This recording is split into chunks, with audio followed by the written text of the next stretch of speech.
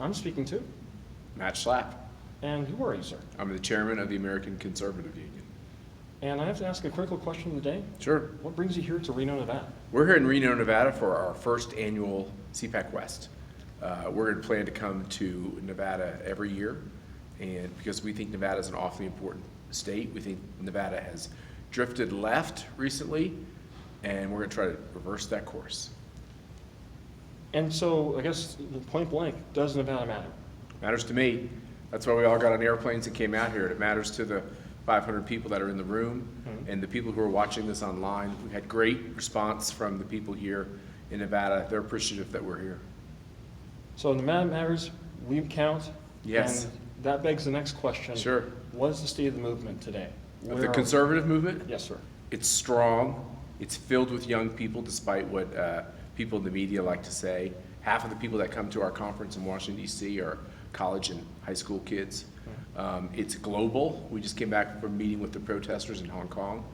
I think that the nation is going through a lot of political change, and there's no question that we are a divided country politically. Right. And the sad thing is that our political divisions are making us divided in other ways. And I think the presidential campaign of 2020 is critical. And losing it to a socialist would be devastating for anybody who loves America. So you think that the election will be fought on very clear, as they say, no, in the words of Ronald Reagan, no pale pastels, Right. colors. Good for you, and he said that at CPAC, by the way. That was one of Reagan's speeches at CPAC.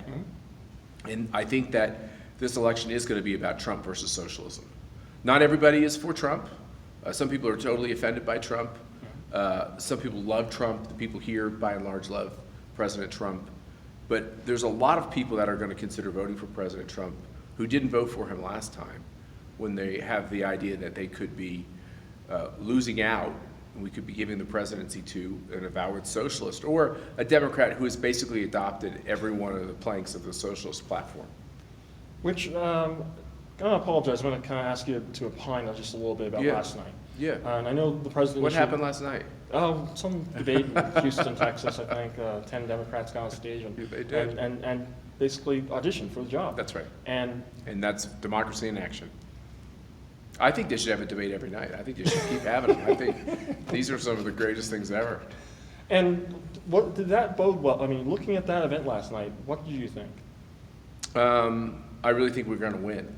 Wow. When I watch these Democrats talk about post-birth abortions, post-viability abortions, a Green New Deal, Medicare for all, health care insurance for people who come to this country illegally, making illegal crossings at the southern border not a crime anymore, reparations for slavery, which happened so long ago and we fought a civil war over it. Yeah. It's not even necessarily popular with even a lot of African Americans. You look at their agenda, and it's bonkers.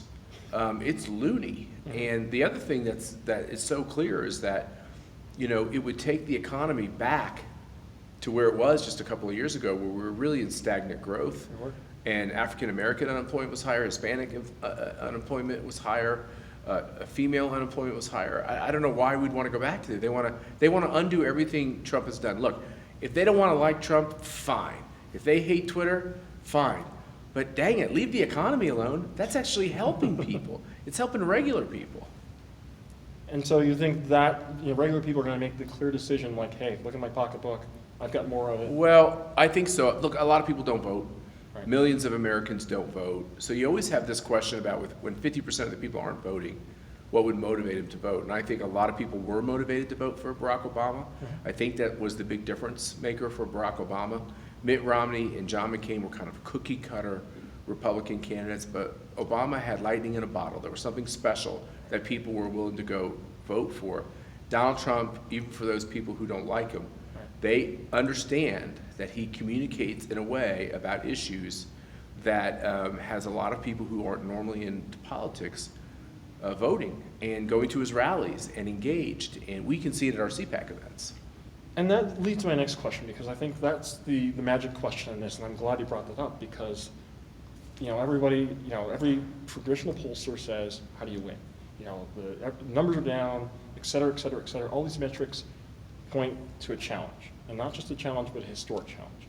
And you're confident. How does that? I'm not overconfident. I'm not cocky. Hmm? We could lose. Right. You know, I don't know what the percentage chances are. I do think as soon as the Russian collusion thing, which did not come up last night, Right. and no one's apologizing for the fact that we wasted over 2 years talking about something that was a fabrication, that actually the FBI and the people who ran the FBI could go to jail and have already been censured for their illegal actions. So, you know, it's a pretty amazing thing. But, you know, there's no slam dunk. We're going to run this race. We're going to see how it comes out. I just feel more confident since the collusion story turned out to be a canard, and the economy is strong. And I do think that Donald Trump is reaching out to blue-collar workers, to independents, to people who have their names on the front of their shirt, to people who have felt forgotten by our political system. And I saw that even on the streets of Hong Kong, where these young kids were saying, tell President Trump to keep up the great work, because we have an American president that's standing up for the little guy in China as well. So I think it's going to accrue to the president's benefit politically, and I think he's going to win. And I kind of want to swing on back on a topic that was very passionate to you. You spoke up to this morning, by the way. Right. Hong Kong. Yeah. Which to a lot of people around the world, it's frightening Yeah. on a lot of fronts. And you just came back from there. Right. What's it like there now? You know, you could walk the streets and not know any different. Still, you know, a city filled with skyscrapers and some of the best restaurants in the world and busy, important people walking by. But there is a new spirit going through the streets. Hong Kongers, starting with the young people, are fighting for their freedom. And people of the older generations are looking at these younger generations and saying, you know, these are brave kids and we should join them on the streets.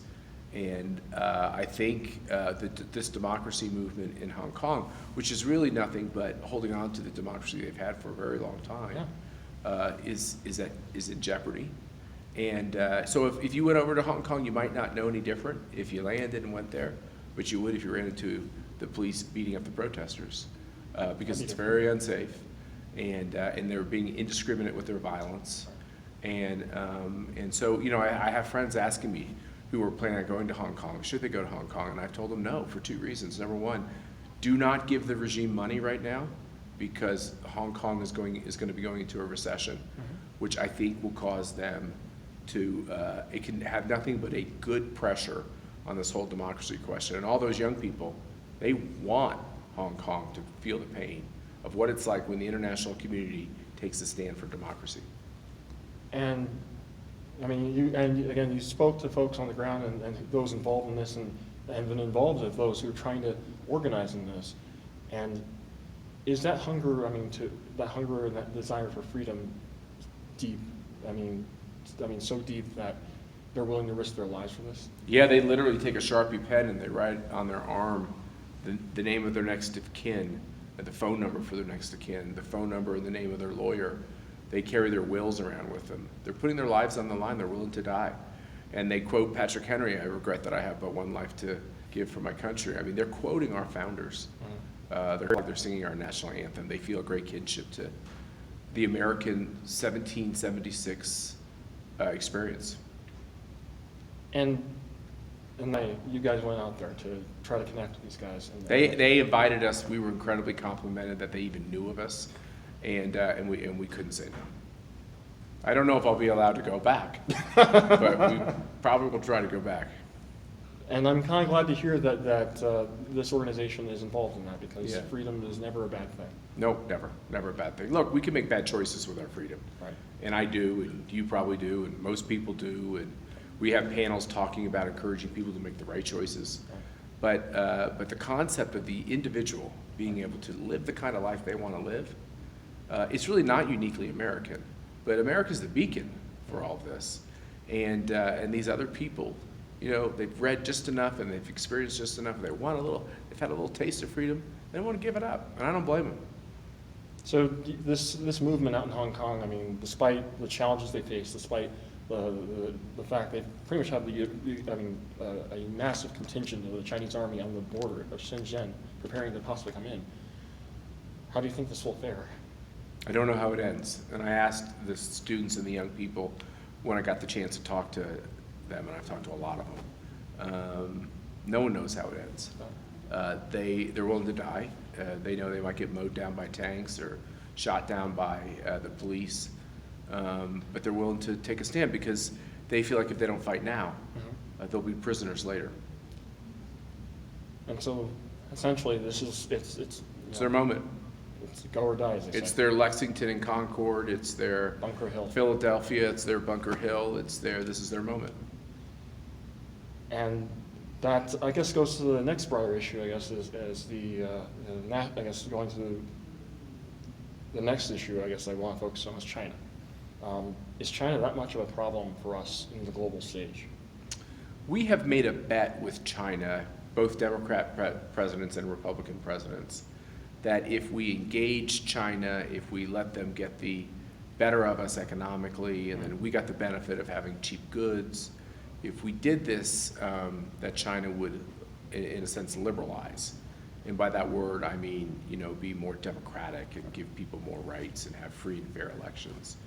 And I think you'd have to say after 30 years that policy was a failure. Now, I'm a free market person, so I still want to see us trading, and I want to make sure that the American consumer can get the lowest price goods, because that impacts people who are struggling and trying to get by. Right. So, but underlying this whole conversation about China, the one thing we've forgotten to talk about is what's going on in Hong Kong. You really can't have freedom. You can't have free markets if people aren't free. You really can't in the end. And so there's a conflict here, and we'll see how it comes out. And I'm going to try to come back home on a more positive note. Yeah. And then try to wrap this in a bit, because I know our window's closing here. We've talked about Nevada and talking about freedom, and that this election is going to be literally a choice between Right. more economic choice and less in some cases. Whether or not the state grows or not, it doesn't in regards to certain sectors of the economy. If healthcare is the issue, as it was in the last election, do you think that the conservative movement can still have an argument for healthcare? Yeah, well, I tell you, we have started a coalition against socialized healthcare and socialized medicine, and but it's not enough to be against things. We got to be for things too. And the president's trying to put out some proactive things on healthcare. I think Republicans have really fumbled the ball when it came to like what do they believe? Right. And one of the reasons is that legislation is about the art of the possible. But you're really not going to have an improved healthcare situation until we do something about controlling costs. Everything with Obamacare made costs worse. My health insurance went from about $1,200 a month to $4,000 a month, so that was a disgrace. And everyone, basically, Obamacare was just the result is everyone who exercised it got on Medicaid. Medicaid is not the healthcare people really should get on. But if you're going to do something about costs, you have to do something about lawsuits, and you have to do something about tort reform. And you'll notice no one ever brings that up because it's not seen as possible because of the trial lawyers. So, when you can't do the very basic things you need to do that would make a difference, you've got a problem. I would encourage Republicans to talk about that. We've got to have tort reform. You've got to stop all these doctors from getting sued for no real reason other than that there are lawyers that professionally know how to nick them for an amount of money on a frequent basis. And I'm not talking about doctors that have done terrible things to patients. There should always be the ability to go to court, but maybe we should have some loser pays in our legal system, and maybe there should be some consequences if you're kind of like a legal terrorist on these types of questions. Right. And I'll close on this here, because I always like leaving on a positive note. Right. And as they say, the possible. Going forward, what gives you hope about the next, going forward, what gives you hope about November? And is there anything else you'd like to tell the people of Nevada? You mean a year from November? Oh, yeah. Yes. Well, yeah. Don't yes. freak me out like Sorry. that. Sorry. We don't even have a November. Democratic nominee yet. I'm getting a little ahead of myself there. I apologize. That's okay. But What gives me hope about next November? Yep. Well, I go on the road a lot, and I get to talk to folks all over the country, and I as I said, it's really around the world. But specifically about traveling around the country, and why did 500 people get off work today and come down to talk about the state of their country? I think it's a beautiful thing. By the way, I'm sure liberals are doing this too, and if they are, I think that's good. I think it's good that people are committed enough to try to learn and to try to collaborate and to try to make their country better. Now, we might have contrary views on all these questions, but I like the fact that people still care. I like the fact that we have 10,000 people come to our event in Washington, D.C., that it's, like one of the most covered political events of the year. It's a must-do. It's a must-do. Have you been there? Not yet. You got to come this year, please. It's Come as my guest. You need to come. Ian will set you up on. Deal. He'll set you up in the media center there and everything. And I think it's a great. It's healthy for a democracy. By the way, we invite liberals to come to CPAC. We talked about criminal justice reform, which isn't necessarily owned by conservatives. This is a bipartisan question. Hong Kong, these are American ideals that are at stake. These are the ideals of freedom. This is not a Republican or a conservative cause, right? So we're doing a lot of things that we should have commonality of purpose about. So I'm passionate about that. I'm also passionate on taking on liberals when they're wrong. Yes, we you should are. be polite about it, but we need to go after it so that the American people can see what side they're on. And let's get more people voting. Let's get more people engaged. I think it'd be a positive thing. And I think in the end, that's one of the two great things Donald Trump did. He mixed it up. He shook it up.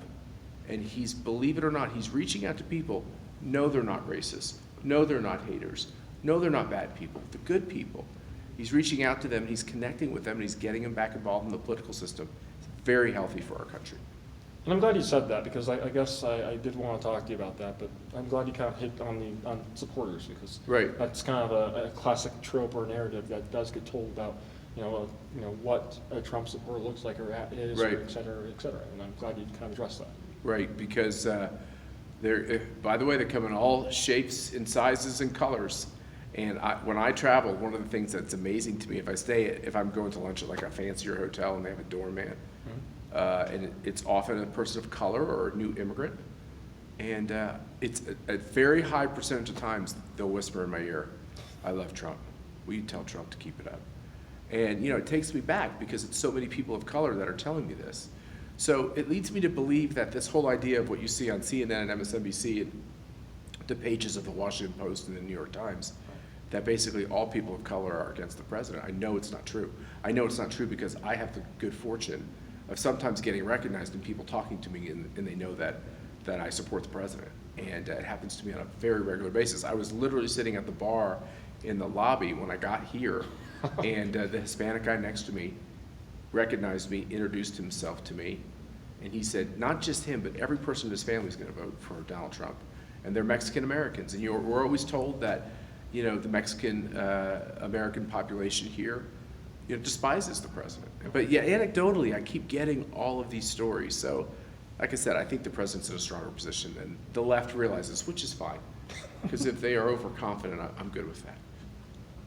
And that's a good point to recognize. It's good to be confident, Yeah. but not overconfident. That's right. Mr. Schlapp, I appreciate Thank your you. time. We'll see you at CPAC. You've got me on the With table. the hat. With the hat. With the hat. You've got me at CPAC. That's I've got to awesome. go. I'm going to go. That's great.